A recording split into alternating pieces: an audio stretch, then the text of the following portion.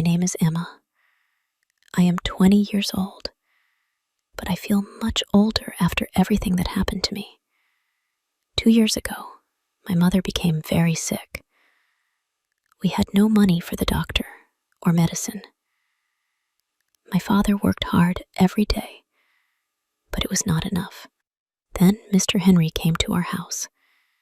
He was 55 years old, a quiet man who owned the biggest farm in our village. He had lost his wife many years before and lived alone. When he saw our family's problems, he made an offer to my father. "I will pay for your wife's medicine," he said, "but I want to marry your daughter." I was standing behind the door listening. My heart stopped. I was so young and had dreams of traveling to the big city. I wanted to study and become a teacher. But when I saw my mother's pale face, I knew what I had to do. "Yes," I told my father, "I will marry him."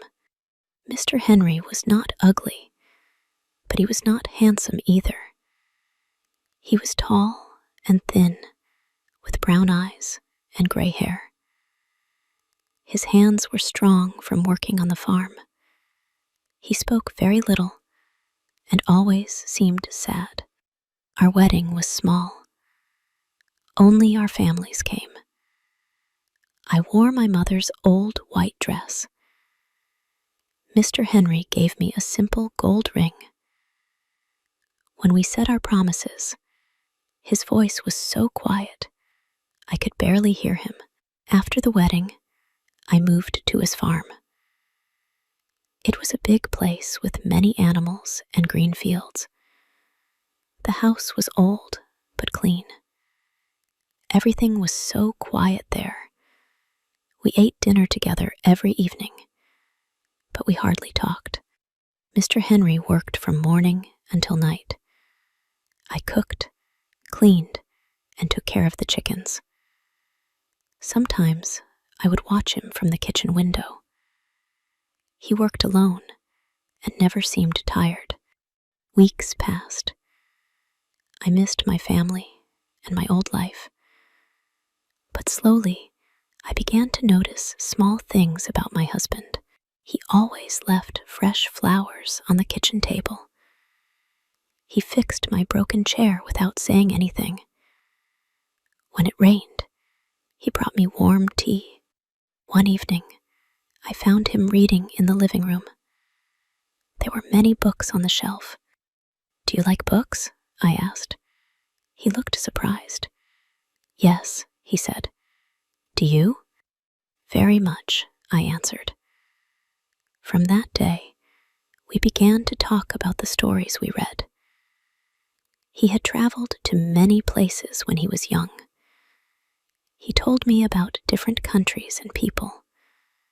I discovered that he was very smart and kind. Winter came early that year. Mr. Henry worked outside even in the cold weather. One day, he did not come home for dinner. I found him in the barn, lying on the ground. He was very sick with fever. I took care of him for many days. I gave him medicine and made hot soup. I sat by his bed and read to him.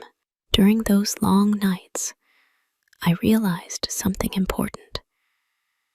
I had learned to love this quiet, gentle man. "Emma," he whispered one night, "I know you married me because of your mother, but these months with you have been the happiest of my life." "Henry," I said, holding his hand, "you are wrong. I married you for my mother, but now I stay because I love you." He smiled for the first time since I knew him, but it was too late. The next morning, he was gone. Now I live alone on this farm. I keep his books and read them every night. I think about our quiet dinners and the flowers he left for me. He gave me everything, and I gave him so little time to know my true feelings.